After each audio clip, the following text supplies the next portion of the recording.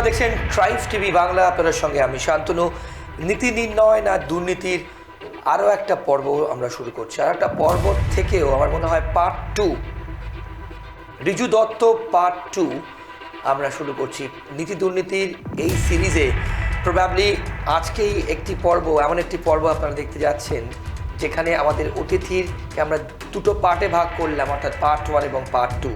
কেন করলাম? প্রথমেই ইন্ট্রোডিউস করে দিয়েছি, বলে দিয়েছি আমাদের আজকের অতিথিকে। কারণ এই মুহূর্তে শাসক দল তৃণমূল কংগ্রেসের বিরুদ্ধে ভুরি ভুরি দুর্নীতির অভিযোগ।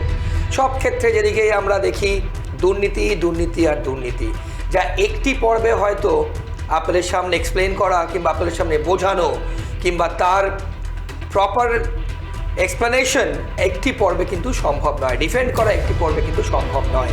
সেই জন্যই আমরা দুটি পর্ব অর্থাৎ পার্ট 1 এবং পার্ট 2 করে আপনাদের সামনে তুলে ধরছি, যাতে যতটা সম্ভব কভার আপ করে আমরা আপনাদের সামনে পরিবেশন করতে পারি। তো আমরা একদম ডাইরেক্ট পর্বে ঢুকে যাব। রিজু দত্ত তৃণমূলের মুখপাত্র আমার পাশে বসে আছেন। আরও একবার রিজু, তোমাকে পার্ট 2 নীতি নির্ণয় দুর্নীতি তোমাকে স্বাগত।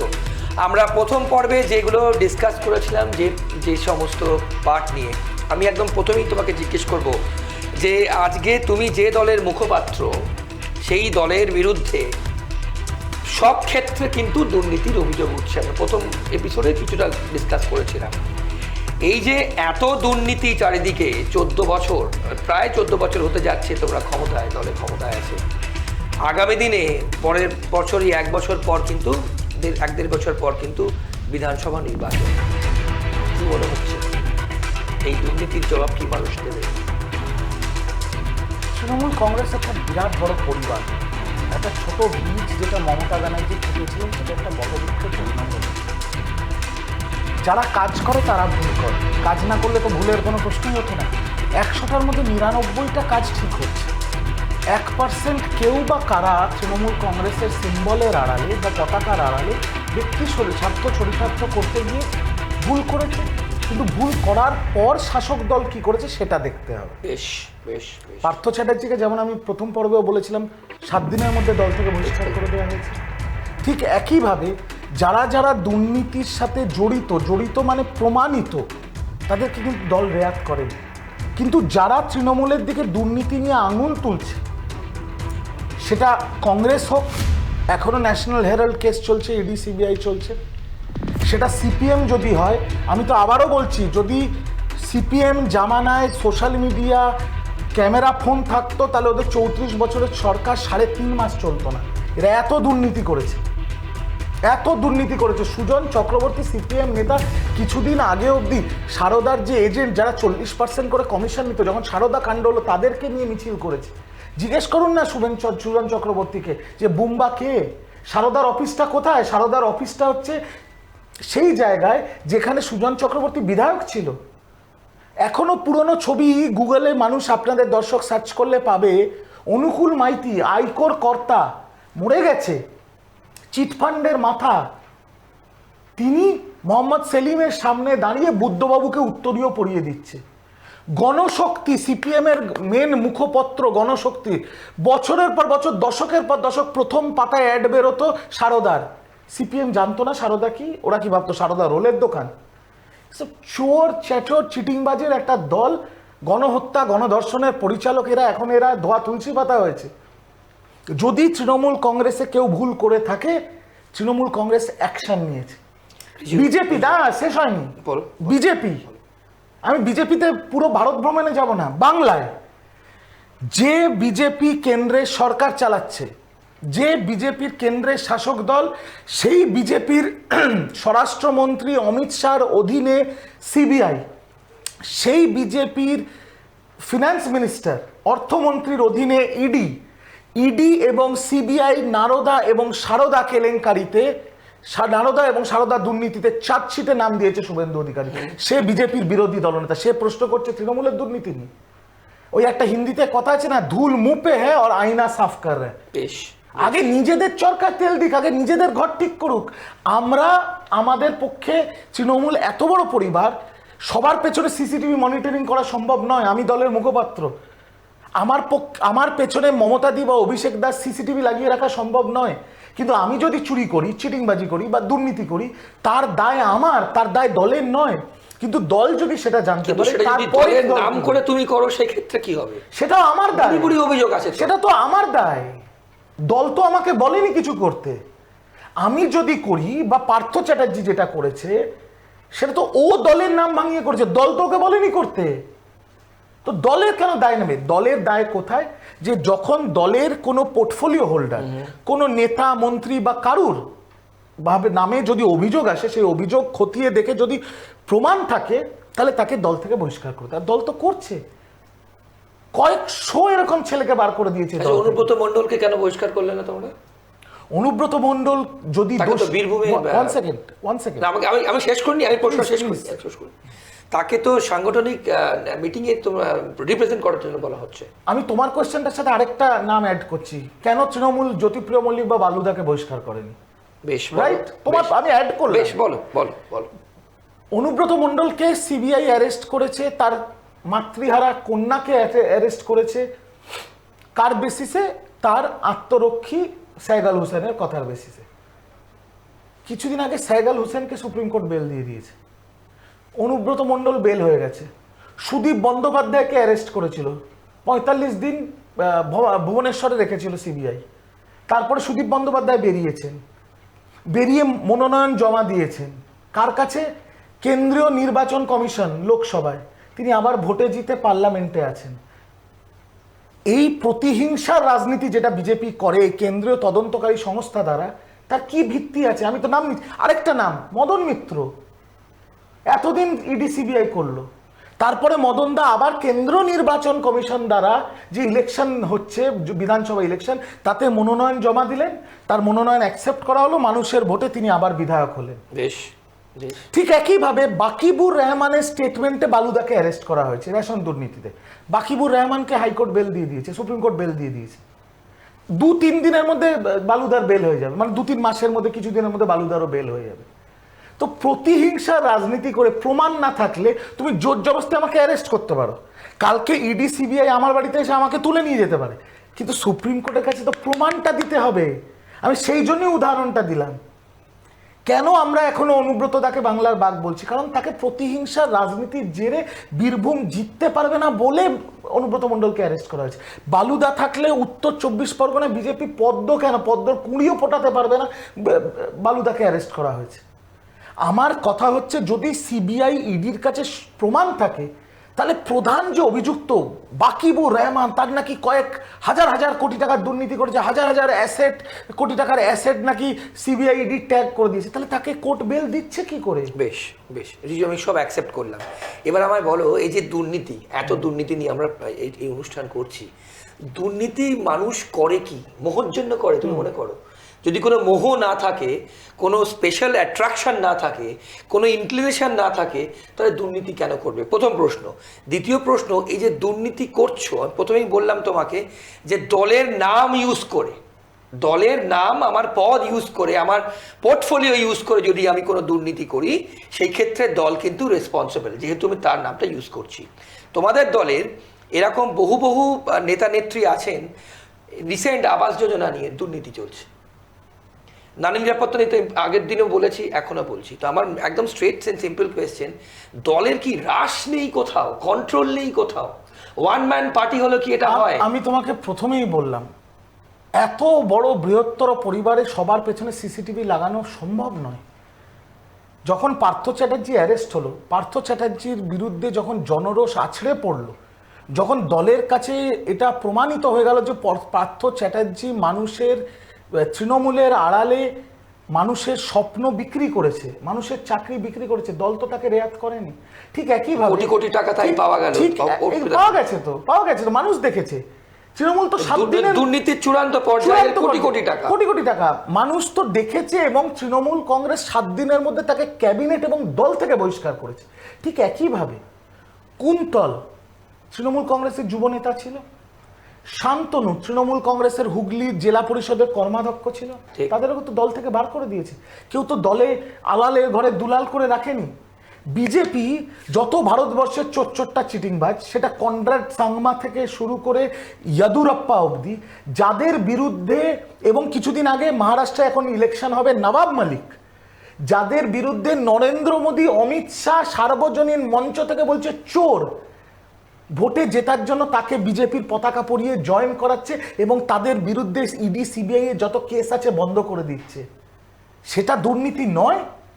যার বিরুদ্ধে দেশের প্রধানমন্ত্রী, দেশের স্বরাষ্ট্রমন্ত্রী সার্বজনীন মঞ্চ থেকে বলছে, ইয়াদুরাপ্পা হোক, কনরাড সাংমা হোক বা নবাব মালিক, যে এ চোর, একে আমরা জেলে সারা জীবনের জন্য চাকরি পেছাবো, তাকে বিজেপিতে জয়েন করে তাকে ধোয়া তুলসী পাতা করে দিচ্ছে। মিঠুন চক্রবর্তী, লেজ চিপসের প্যাকেটে অত রং নেই যত রং মিঠুন চক্রবর্তীর গায়ে লেগে গেছে। মমতা ব্যানার্জি রাজ্যসভায় পাঠালো, তারপরে সুভাষ চক্রবর্তীর শেষ যাত্রায় হাঁটলো, আর তারপরে এখন দাদা সাহেব ফালকে দিয়েছে বলে শান্ত বাংলাকে অশান্ত করার একটা মরিয়া প্রচেষ্টা ভোটের জন্য হিন্দু মুসলিম করছে। তৃণমূল কংগ্রেসে আমি বলবো না যে আগামী দিনে তৃণমূল কংগ্রেসের কোনো নেতা বা কোনো কর্মী বা কোনো পোর্টফোলিও হোল্ডার দুর্নীতি করবে না, আমি এটা বলতে পারি না, আমি অন্তর্যামী নয়, আমি নরেন্দ্র মোদীর মতো নন বায়োলজিক্যাল নয়।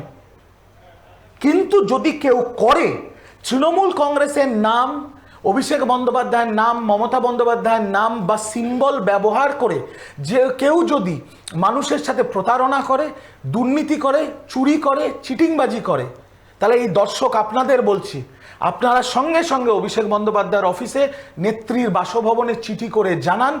তথ্য প্রমাণের সাথে আমি আপনাদের কথা দিচ্ছি, তৃণমূল কংগ্রেসে কাউকে রেয়াত করা হবে না, সে যত বড় পোর্টফোলিও হোল্ডার হোক, তাকে দল থেকে ছুড়ে ফেলে দেওয়া হবে। রিজু, এই যে তুমি বললে, খুব বড় মেসেজ আপনারা তৃণমূলের মুখপাত্র কাছ থেকে পেলেন।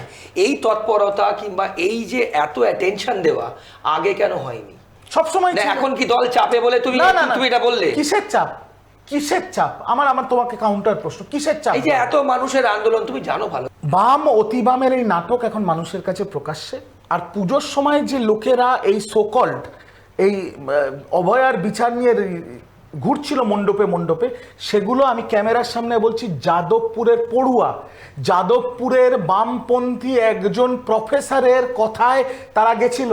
তাদেরকে যখন পুলিশ অ্যারেস্ট করে, একটা মুসলিম ছেলে নিজের নাম হিন্দু বলে পুলিশের ডায়েরিতে লেখে।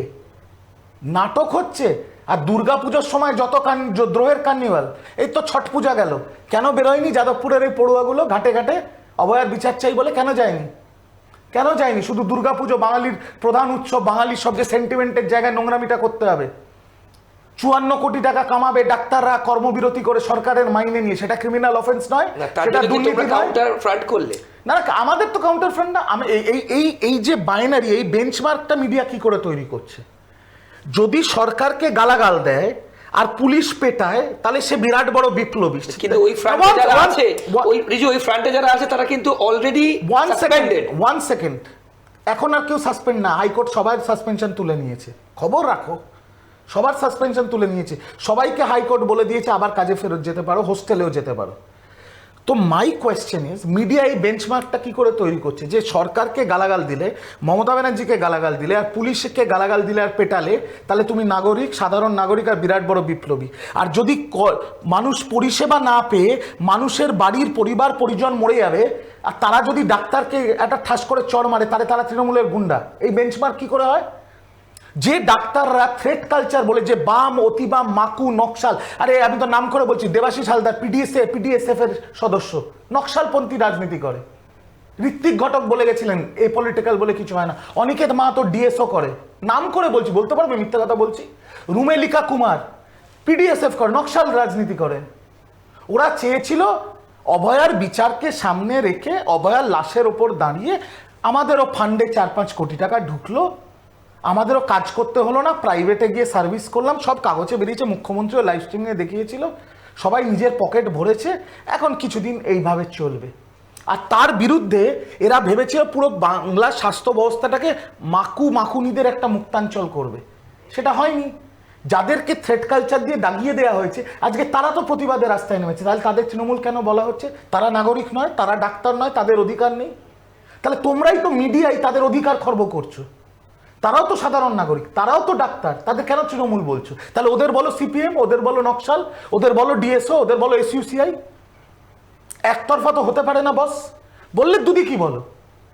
যদি কেউ তৃণমূল ছাত্র পরিষদ করে ডাক্তার হয়ে, তুমি যদি তাকে তৃণমূল বলো, তাহলে কেউ যদি ডিএসও করে তাহলে তাদেরকেও বলো এসইউসিআই, তাদেরকেও বলো বামফ্রন্ট।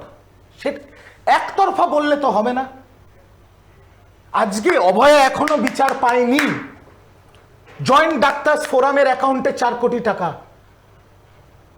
363 জন ডাক্তার 54 কোটি টাকা আয় করেছে সরকারের মাইনে নিয়ে কর্মবিরতি করে। এটা ক্রিমিনাল অফেন্স, হ্যাঁ না? কারা দিল এই টাকা? কারা দিল এই টাকা? বার করুক, বেরোক, জার্নালিজম করুন আপনারা। আমি আপনাদের একটা টিপ দিয়ে দিচ্ছি আপনাদের দর্শকের সামনে, দেখবেন সাউদির থেকেও টাকা ঢুকেছে।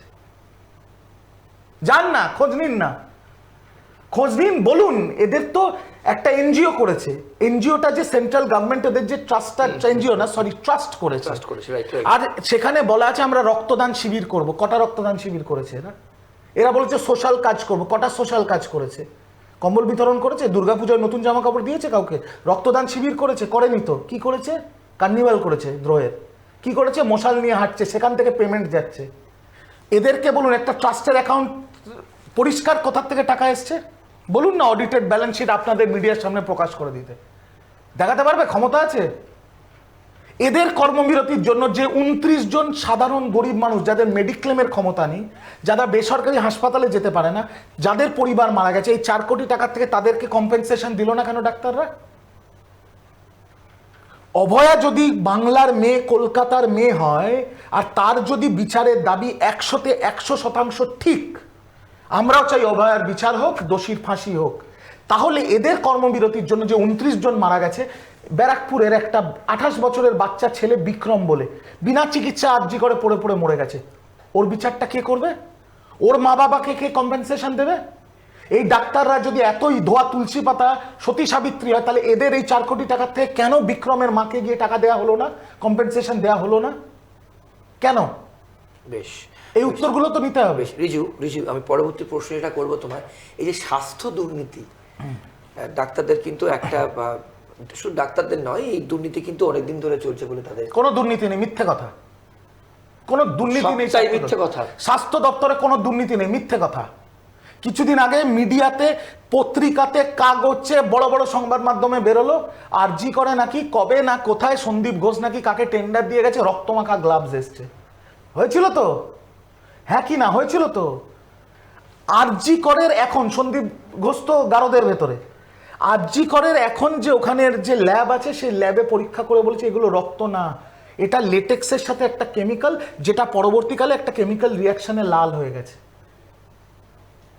বেশ, হ্যাঁ, কি দুর্নীতি বললে? এসএসকেএম এ নাকি জংধরা কাঁচি, বিরাট মিডিয়ায় বিরাট বড় বড় করে একটা ঘন্টাখানেকের সার্কাস চলে রোজ, বাংলার মানুষ খায় সেটা বসে, সেখানে বলছে বিরাট দুর্নীতি, জংধরা কাঁচি। সে জংধরা কাঁচির ছবি কিন্তু এখনো কেউ দেখাতে পারেনি।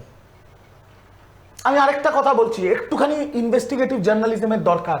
কিছুদিন আগে প্যাবলবে আগুন লেগেছিল, এটা মিডিয়ার কাছে আসেনি। একজন পিজিটি, আমি নাম করছি না, একজন পিজিটি ইস্ত্রি করার ইয়েটা লাগিয়ে দিয়ে চলে গেছে, সেখান থেকে শর্ট সার্কিটে আগুন লাগে।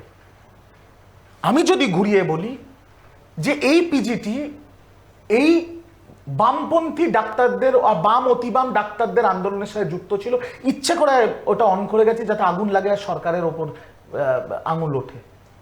খুব বড় তথ্য দিলে। ইনভেস্টিগেশন করুন, জিজ্ঞেস করুন গিয়ে ফায়ার ডিপার্টমেন্টকে, জিজ্ঞেস করুন গিয়ে হাসপাতাল কর্তৃপক্ষকে, জিজ্ঞেস করুন গিয়ে যে আগুনের উৎসটা কি। আপনার কাছে পরিষ্কার হয়ে যাবে, একজন তিনি প্লাগে ইস্ত্রি অন করে চলে গেছেন, শর্ট সার্কিট থেকে হয়েছে। সাধারণ চোখে আমরা বলবো, লেম্যান বলবে অ্যাক্সিডেন্ট, ভুল করে চলে গেছে, তাড়াহুড়ো বেরিয়ে গেছে। কিন্তু যেভাবে ভোটে জিততে পারবে না বলে এই বৃহত্তর ষড়যন্ত্র, মমতা ব্যানার্জিকে কালিমালিপ্ত করে ক্ষমতাচ্যুত করার এই যে ষড়যন্ত্র, তাতে তো আমিও ভাববো ওটা ইচ্ছাকৃত করা হয়েছে যাতে সরকারের দিকে আঙুল ওঠে, কিছু প্যাবলবের পেশেন্ট পুড়ে মরে। এত সোজা নয় কিন্তু বস, এত সোজা নয়। রিজু, এই যে জনজোয়ার কর্মসূচি তোমরা করেছো, সেখানেও কিন্তু মানুষজন এবং বিরোধীরা বলছেন যে দুর্নীতির জোয়ার হয়েছে। আমি কেন পুরোটা বলে তারপর তুমি উত্তরটা দিও। কারণ সব ডায়মন্ড হারবার কেন্দ্রিক তাদের বক্তব্য হচ্ছে যে তৃণমূল দলটাই মানে হচ্ছে সিনোনিমাস, দুর্নীতির সঙ্গে সিনোনিম। বলো, এবার বলো। একটা কথা আছে জানেন তো, আঙুর ফল টক। বাংলায় তৃণমূল কংগ্রেসের 3টে বিরোধী দল, বিজেপি, সিপিএম, কংগ্রেস, আইএসএফ।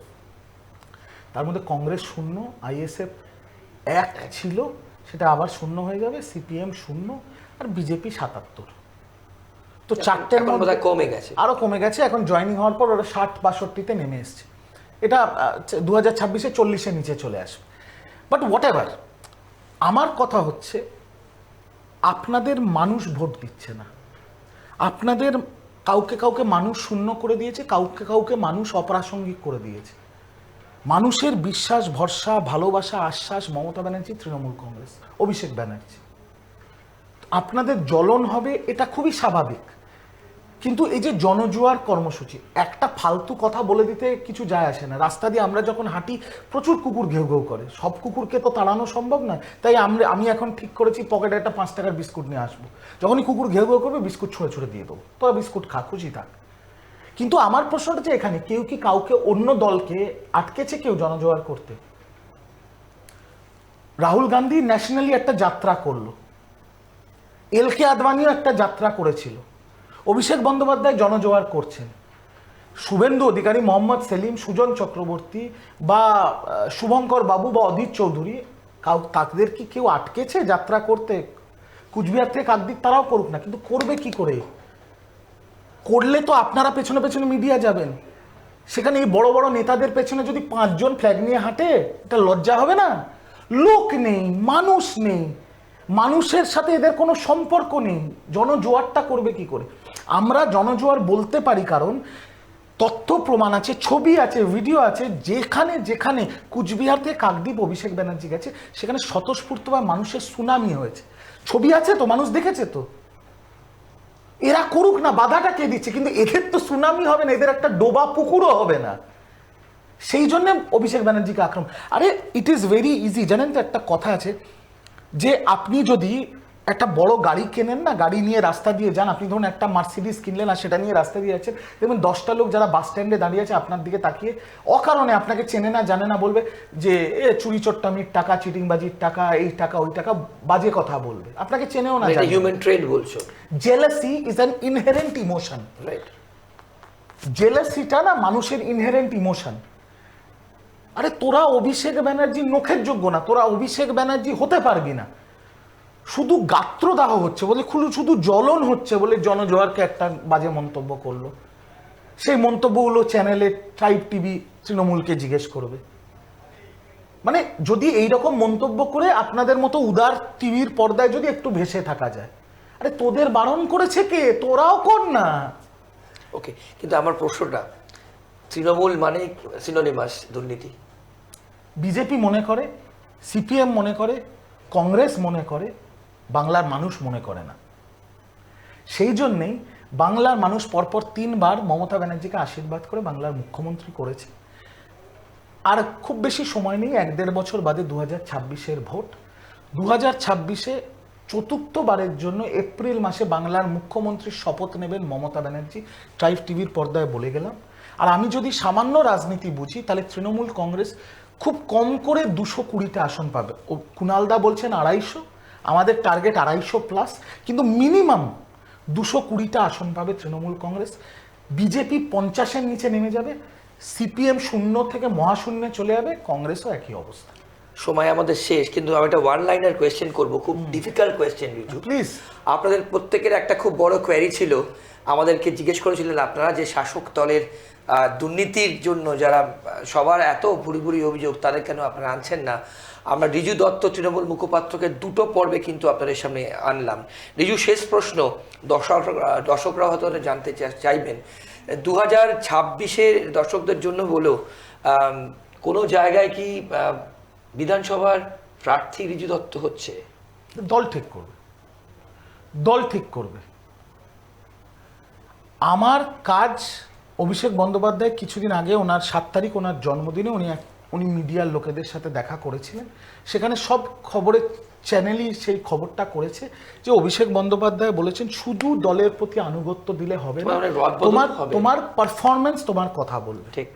আমি দলের রাজ্য মুখপাত্র, জাতীয় মুখপাত্র, আমাকে দল যে দায়িত্ব দেবে, আমাকে দল পাঠিয়েছিল বিজয়া সম্মেলনী করতে জেলায় জেলায় বাংলার, আমি বিজয়া সম্মেলনী করেছি। আমি দলের মুখপাত্র, আমার কাজ হচ্ছে দলের বক্তব্য মানুষের সামনে রাখা। আমি মাথা নিচু করে দল যে কাজ দেবে আমি সেটা করব, আমি আমার কাজ করে যাব। দল যদি মনে করে রিজু দত্ত যোগ্য, তাহলে রিজু দত্তকে টিকিট দেবে, রিজু দত্ত লড়বে, বিজেপি সিপিএম কংগ্রেসকে হারাবে। আর যদি দল মনে করে যে রিজু দত্ত এখনো যোগ্য হয়নি, তাহলে রিজু দত্ত মাথা নিচু করে আরও বেশি করে কাজ করবে, যাতে তিনি আগামী দিনে দলের সামনে যোগ্য হয়ে উঠতে পারেন। খুব সুন্দর বললে, অনেক ধন্যবাদ তোমাকে তোমার সময়ের জন্য। দুটো পর্ব আমরা কিন্তু পার্ট 1 পার্ট 2 করে আমরা আপনাদের সামনে তুলে ধরলাম। তৃণমূল কংগ্রেসের মুখপাত্র স্পোক্সপারসন রিজু দত্ত নীতি নির্ণয় না দুর্নীতির এপিসোডে এসে, দুটো এপিসোডে এসে ইনফ্যাক্ট আপনাদের সামনে কিন্তু সব প্রশ্নেরই যে সমস্ত সেক্টরে, শুধু নীতি দুর্নীতি নিয়ে নয়, ওভারঅল সব কিছু নিয়ে কিন্তু আপনাদের সামনে আমরা চেষ্টা করলাম সব ইনফরমেশন আপনাদের সামনে তুলে ধরতে। এইভাবে নীতি নির্ণয় দুর্নীতির অন্যান্য পর্ব চলতে থাকবে, অন্যান্য অতিথিরাও আসবেন এক এক করে। আর অন্যান্য সব খবরের জন্য আপনাদের চোখ থাকুক শুধুমাত্র ট্রাইব টিভি বাংলার পর্দায়। ভালো থাকবেন, নমস্কার।